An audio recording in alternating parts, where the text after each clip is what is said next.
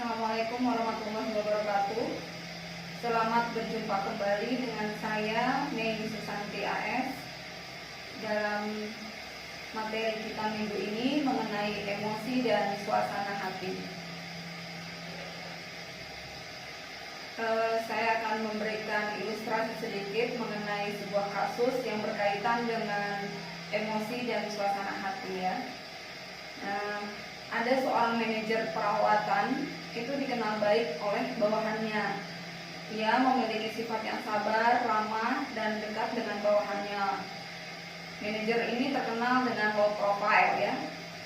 Suatu ketika manajer tersebut diberikan tugas tambahan di luar tugas pokoknya sebagai ketua akreditasi dari rumah sakit tempat dia bekerja.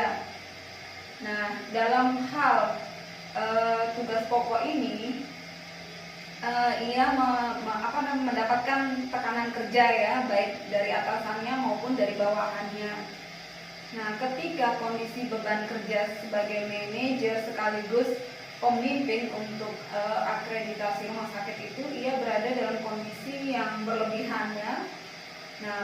Sehingga manajer tersebut menjadi lebih sensitif dalam menanggapi masalah dari bawahannya. Biasanya dulu yang terkenal harmonis, kemudian dia orangnya enjoy gitu ya, tapi ketika dia mendapatkan beban tugas yang berlebih, dia merasa lebih stres ya. Jadi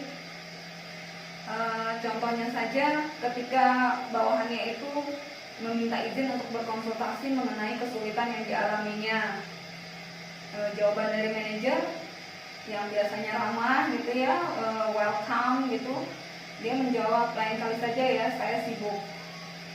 Kemudian ada perbedaan pendapat antara atasan dan bawahan. Manajer tersebut menjadi gampang marah, gampang emosi ya. Biasanya ramah, sering tersenyum. Karena beban kerja yang berlebih itu, dia menjadi sebaliknya, menjadi sensitif, pemarah, dan jarang tersenyum. Dari kasus yang tadi kita lihat ya, bahwa emosi seseorang itu sesungguhnya sangat berpengaruh di tempat kerja, ya kan? Emosi negatif itu yang kuat itu terutama amarah ya, dapat mengganggu kemampuan karyawan dalam bekerja secara efektif. Beberapa emosi ketika diekspresikan pada waktu yang salah itu dapat mengurangi kinerja. Faktanya tidak sedikit karyawan itu membawa sisa-sisa emosinya ke tempat kerja. Apa itu emosi dan suasana hati? Stephen Robbins memberikan 3 hal yang sangat erat maknanya ya dalam kaitannya dengan emosi dan suasana hati ini, yaitu afeksi, emosi, dan suasana hati. Afeksi itu, afek, itu istilah umum yang mencakup macam perasaan yang dialami seseorang. Itu meliputi emosi maupun suasana hati. Sementara emosi sendiri itu perasaan intens yang diarahkan pada seseorang atau sesuatu. Dan suasana hati yang biasa disebut dengan mood adalah perasaan yang kurang intens dibandingkan emosi, dan seringkali ya meski tidak selalu muncul tanpa sebuah peristiwa spesifik ataupun stimulus ya, sebagai stimulusnya. Tiba-tiba moodnya berubah ya, ada yang moodnya senang, ada yang moodnya sedih, dan sebagainya ya, itu yang dinamakan mood. Kebanyakan ahli berpendapat bahwa emosi itu lebih cepat datang dan pergi ya dibandingkan dengan suasana hati. Contohnya jika seseorang kasar kepada teman-teman, bapak ibu, tentunya bapak ibu akan merasa cepat marah ya. Emosi intens ini mungkin datang dan pergi dengan cepat, itu dalam hitungan menit ataupun detik ya. Tapi tidak jarang juga orang yang saya temui itu juga agak lama ya emosinya itu untuk hilang gitu. Ketika Anda dalam suasana hati yang buruk, merasa sedih, itu hanya beberapa jam saja. Sebaliknya, suasana hati biasanya tidak diarahkan pada orang atau peristiwa. Jadi suasana hati itu, mood itu tidak selalu diarahkan pada orang atau kejadian ya. Emosi itu dapat berubah menjadi suasana hati saat Anda kehilangan fokus pada peristiwa atau objek yang memulai dari perasaan itu. Sini kita lihat apa itu pengertian dari afeksi, emosi, dan suasana hati. Afeksi atau efek itu didefinisikan sebagai beragam perasaan perasaan yang dialami seseorang. Nah, dialami itu dalam bentuk dua, emosi dan suasana hati. Efeknya itu ya. Nah, kalau emosi itu biasanya disebabkan oleh kejadian yang spesifik, terus durasinya cepat. Itu biasanya diciri-cirikan dengan kemarahan, rasa takut, sedih, bahagia, jijik, dan rasa terkejut. Nah, disertai ekspresi wajah yang jelas ya. Kemudian terkadang berorientasi dengan tindakan. Jadi kalau Bapak Ibu teman-teman biasanya marah itu kelihatan gitu ya, biasanya dari raut muka, raut wajah itu bisa kelihatan. Kemudian kadang ada yang orang yang berorientasi pada tindakan, misalnya membuang sesuatu, melempar dan sebagainya, itu namanya emosi. Kemudian suasana hati, penyebabnya seringkali umumnya tidak jelas ya, tiba-tiba runtuh kesedihan dan sebagainya. Itu suasana hati itu biasanya lebih lama dari emosi, bisa zaman, bisa berakhir dengan harian ya. Lebih umumnya lagi itu ada yang negatif, ada yang positif ya. Biasanya dia tidak diindikasikan oleh ekspresi yang jelas. Kadang datar aja ekspresi wajahnya, tapi moodnya itu ada yang turun, ada yang naik, ada yang meningkat gitu ya, dan bersifat kognitif. Nah, di sini kita lihat emosi dasar. Emosi dasar itu meliputi biasanya rasa marah, tidak suka, antusias, iri, takut, frustasi, tidak setuju, malu, jijik, bahagia, benci, berharap, cemburu, gembira, cinta, bangga, terkejut, dan sedih. Itu dinamakan dengan emosi dasar. Nah, sejumlah penelitian psikolog itu mencoba mengidentifikasikan emosi dasar dengan mempelajari melalui ekspresi wajah. Tetapi dalam pendekatan ini, beberapa emosi terlalu kompleks untuk secara mudah diekspresikan melalui wajah. Ketika kecewa, marah, sedih, itu jadi satu, itu amat kompleks untuk kita ekspresikan ya. Selain itu, ada juga budaya-budaya atau norma-norma dalam sebuah lingkungan tertentu itu bisa mengatur ekspresi emosi. Sehingga ketika kita mau marah ya, kita masih sadar lingkungan kita di mana gitu, sehingga kita masih bisa menahan itu. Nah, emosi itu tidak akan selalu sama dengan bagaimana kita menunjukkannya. Suasana hati dasar. Di sini ada yang efeknya positif dan negatif. Kalau positif, itu suasana hatinya terdiri atas emosi-emosi positif, seperti dia bersemangat, waspada, sangat gembira. Kadang-kadang tapi sangat gembira yang berlebihan itu akan menjadi bosan, depresi, dan kelesuan pada ujung terendah ya. Ketika udah terlalu melampaui, akhirnya menjadi down ya, paling rendah. Kemudian kalau yang negatif, itu biasanya gugup, stres, dan kecemasan yang berujung tinggi pada kepuasan, ketenangan, dan kedamaian berujung pada yang rendahnya ya. Nah, label dari positif dan negatif itu merupakan suasana hati. Nah, itu bukan suasana hati positif maupun suasana hati yang negatif. Di sini kita bisa lihat ya, ada gambar struktur suasana hati, di mana ada efek negatif yang tinggi itu dari tegang. Kita mulai dari rendah dulu ya. Efek yang positif rendah itu mulai dari capek ya, kecapean gitu kan. Kemudian bosan, akhirnya menjadi depresi. Depresi ini ditambah dengan kesedihan, sedih, kemudian bisa menjadi marah, tertekan, gugup, dan tegang. Yang negatif tingginya ya. Nah, kalau negatif rendah, mulai dari negatif rendah itu yang posisi yang untuk menjadi efek positif tinggi itu mulai dari dia tenang, rileks, tentram, puas, bahagia, gembira, bersemangat, dan waspada. Nah, emosi negatif itu mungkin bisa saja menjadi suasana hati yang negatif. Seseorang berpikir bahwa mengingat peristiwa tentang emosi yang negatif itu 5 kali lebih kuat daripada mengingat peristiwa yang positif. Coba kita renungkan. Kita lebih sering mengingat, daya ingat kita lebih kuat ketika ada emosi negatif ya, suasana hati yang negatif dibandingkan yang positif, ya kan? Sehingga seseorang itu memang ya itu ya lebih banyak mengingat pengalaman negatifnya daripada positifnya. Nah, kompensasi positivitasnya pada masukan saat tidak ada yang terjadi, kebanyakan individu itu mengalami suasana positif yang ringan. Nah, Fungsi emosi ini biasanya membuat kita tidak bisa berpikir secara rasional ya. Kadang-kadang kita tidak fokus ya, dan emosi ini harusnya memberikan informasi penting bagaimana kita bisa memahami dunia sekitar kita. Nah, kuncinya untuk mengolah emosi itu agar menjadi keputusan yang baik adalah dengan mempergunakan pikiran kita dan perasaan kita. Jadi bagaimana kita supaya tetap berpikir rasional ya. Nah, apakah emosi itu bisa membuat kita bersikap etis? Orang yang berperilaku etis setidaknya membuat keputusan berdasarkan emosi dan perasaan mereka. Jadi ada hubungan antara emosi dan sikap moral etis ya. Jadi kadang-kadang orang yang emosi menjadi bisa bersikap tidak etis.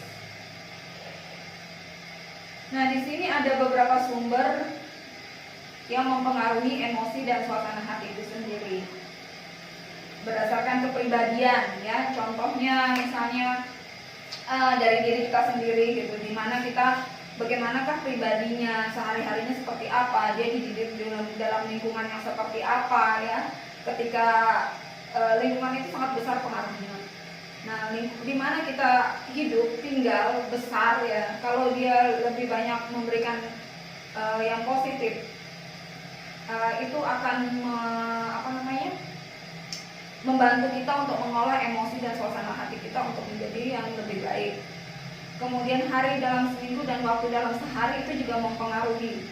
Misalkan saja jumlah hari kerja ya, bagi para karyawan atau pekerja, Senin, Selasa, Rabu, Kamis, Jumat itu udah emosi yang suasana hati itu biasanya moodnya sudah memuncak ya. Senin, Selasa, Rabu, Kamis, Jumat itu sudah mulai agak rileks karena akan berpikir bahwa Sabtu Ahadnya itu adalah hari weekend, libur gitu ya. Nah, tapi ketika hari Ahad malam mulainya biasanya itu sudah mulai agak terganggu karena akan memikirkan Senin besok saya harus kerja lagi gitu ya.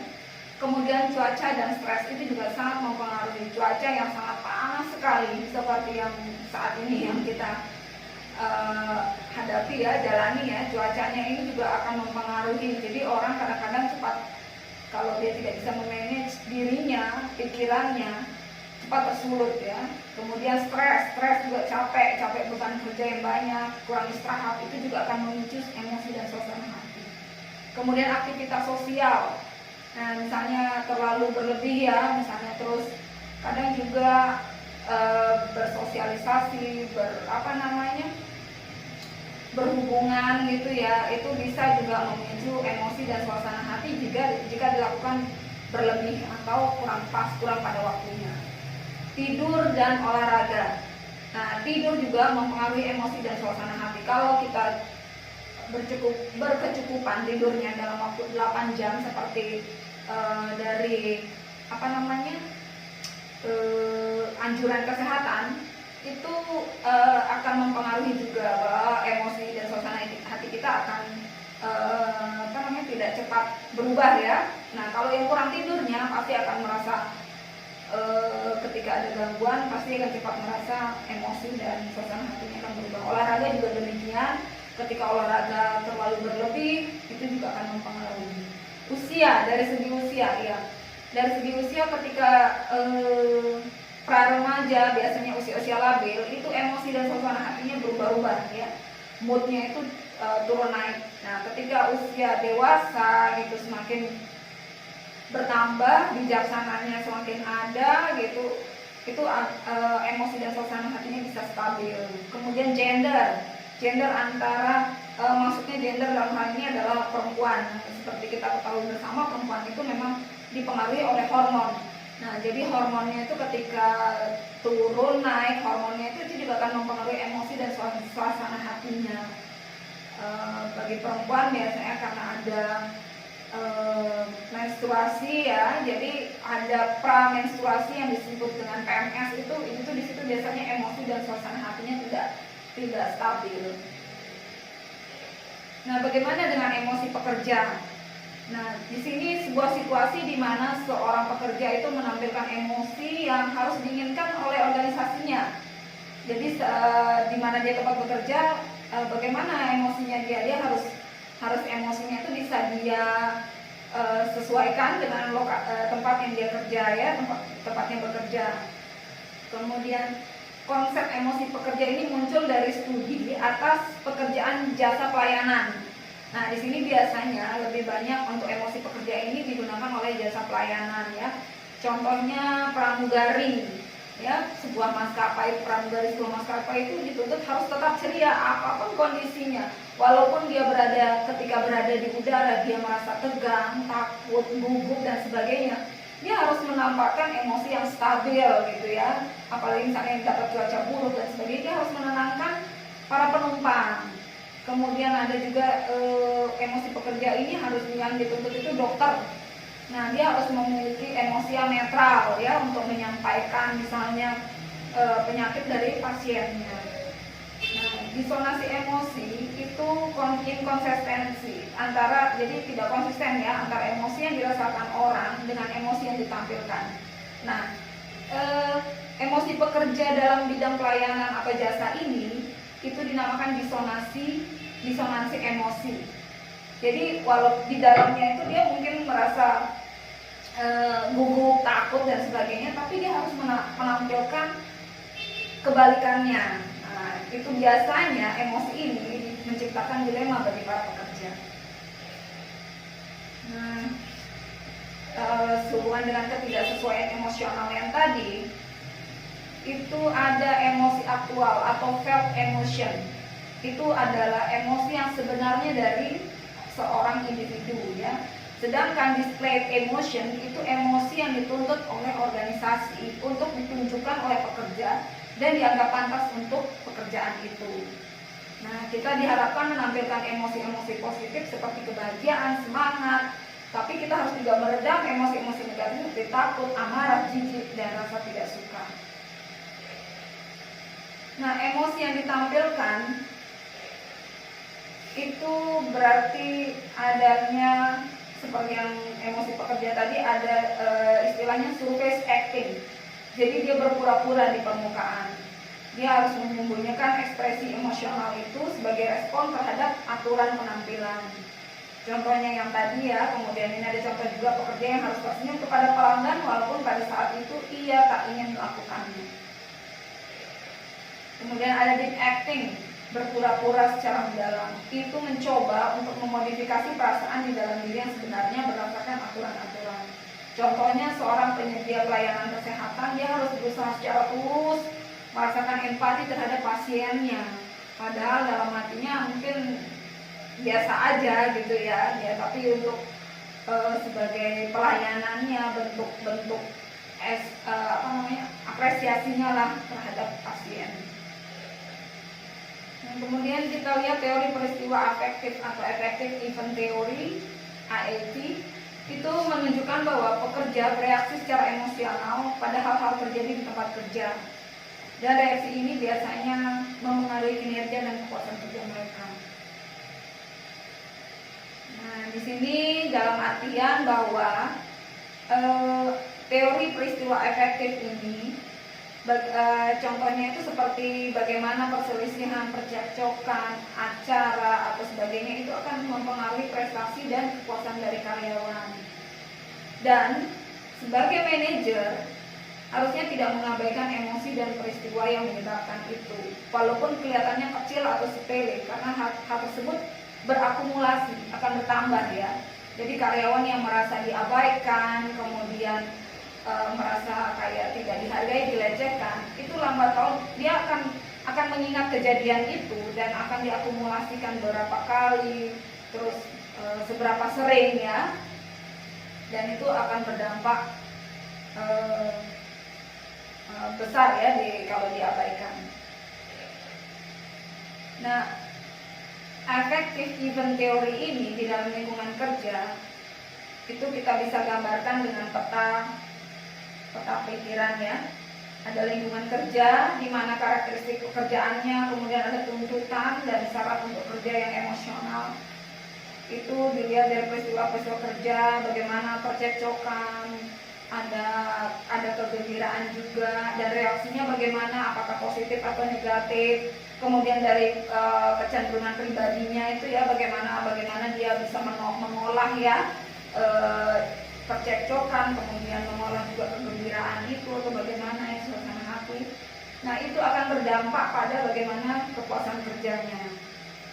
Kepuasan kerja ini akan berdampak juga, kita lihat dari penampilannya, penampilan karyawan. Jadi kalau dia tidak bagus di manage itu emosi itu, kemudian percekcokan, akan pasti berdampak pada penampilannya ya.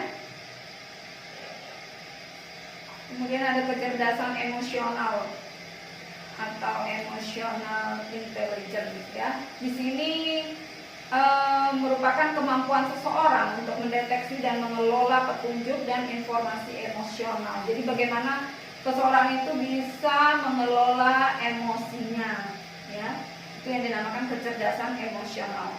Dan saya merasa bahwa kecerdasan emosional itu lebih penting daripada IQ, daripada kecerdasan ya, kecerdasan hal lain ya, pengetahuan dan sebagainya itu. Jadi bagaimana kita mengelola emosi kita, kemudian itu sangat berperan penting dalam kinerja sebuah pekerjaan. Bagaimana aplikasi dari perilaku organisasi ini terhadap emosi dan suasana hati? Di sini kita menilai bagaimana sebuah pemahaman atas emosi dan suasana hati itu dapat meningkatkan kemampuan kita untuk menjelaskan dan meramalkan proses seleksi dalam organisasi. Kecerdasan emosi dan suasana hati ini juga akan berdampak bagaimana untuk pengambilan keputusan, berdampak pada kreativitas dari seorang karyawan, kemudian bagaimana motivasinya, kemudian berdampak pada bagaimana manajer itu sebagai seorang pemimpin ya. Kemudian ketika ada konflik antar personal, negosiasi, pelayanan pelanggan, sikap-sikap kerja dan perilaku, bahkan ya perilaku menyimpang di tempat kerja itu juga sangat dipengaruhi terhadap emosi dan suasana hati. Kita lihat di sini ketika pengambilan keputusan ya, di sini seseorang yang memiliki suasana hati bagus, pengalaman emosional positif lebih dari orang lain, sehingga dalam melakukan aturan akan praktis dan cepat mengambil keputusan dengan cepat. Dia bisa cepat membaca lingkungan, dia bisa mengambil keputusan yang tepat ya, keputusan dengan tepat. Nah, kalau emosinya yang positif itu akan menambah kemampuan untuk memecahkan masalah. Biasanya seperti itu. Orang yang positif menemukan solusi yang baik dalam masalah. Kemudian kita lihat dari kreativitas. Seseorang yang berada dalam suasana hati yang baik itu lebih kreatif dari orang yang dalam suasana hati yang buruk. Dia akan menghasilkan banyak ide, pilihan, ide-ide mereka yang asli. Nah, dia akan menjadi seorang yang positif, fleksibel, dan terbuka dalam berpikir. Motivasi, tentunya suasana hati dan emosi itu sangat penting dalam motivasi ya. Dia akan mempunyai harapan yang tinggi dalam menyelesaikan masalah, kemudian ada umpan balik atas penampilannya itu, kemudian pokoknya sangat berpengaruh ya terhadap motivasi. Kepemimpinan, seorang pemimpin yang efektif itu dia akan bisa diandalkan dalam emosinya untuk membantu menyampaikan pesannya. Nah, ekspresi emosi dalam berpidato juga sangat penting ya, sehingga orang bisa menerima atau menolak pesan yang disampaikan. Begitu juga dengan misalnya saya memberikan penjelasan, karena kita ini kuliah online, sehingga kita kuliahnya tuh melalui video pembelajaran seperti ini. Ekspresi, intonasi saya dalam menyampaikan itu juga akan mempengaruhi bisa diterima atau tidak oleh Bapak Ibu dan teman-teman sekalian. Nah, negosiasi di sini, emosi dan suasana hati itu bisa digambarkan sebagai sebuah skill dalam negosiasi. Jadi orang yang pandai bernegosiasi itu juga harus mempunyai skill ya dalam untuk bagaimana emosinya itu bisa dia manfaatkan. Nah, beberapa penelitian seorang negosiator itu kadang pura-pura marah untuk bisa memiliki keuntungan atas lawannya. Pelayanan pelanggan. Tentu saja ya, keadaan emosi seorang pekerja itu dapat mempengaruhi pelayanan pelanggan. Kita mana mau belanja ya kalau yang melayani kita tuh marah-marah, bete, ketus dan sebagainya, kan males ya, pasti kita tinggal. Nah, itu pasti mempengaruhi dalam bisnis dan pelayanan. Nah, emosi seorang pekerja itu dapat ditularkan atau tidak sih dipindahkan ke pelanggan itu? Tentu saja.